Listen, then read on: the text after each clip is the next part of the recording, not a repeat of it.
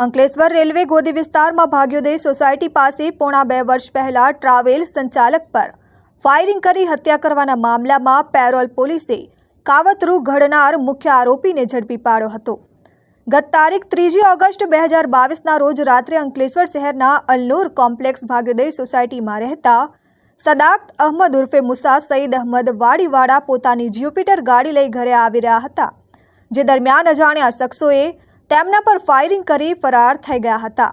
ઘાયલ સદાકત અહમદ ઉર્ફે મુસા સઈદ અહમદ વાડીવાડાને સારવાર અર્થે અંકલેશ્વરની ખાનગી હોસ્પિટલ ખાતે ખસેડવામાં આવ્યા હતા, જ્યાં તેમનું મોત નીપજ્યું હતું।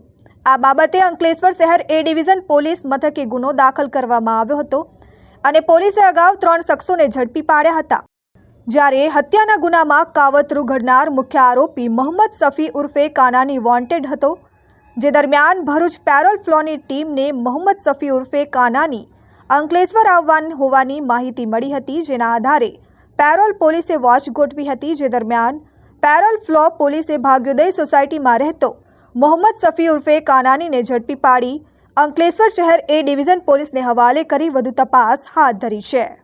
Dharmesh Patel, RN news, Ankleshwar.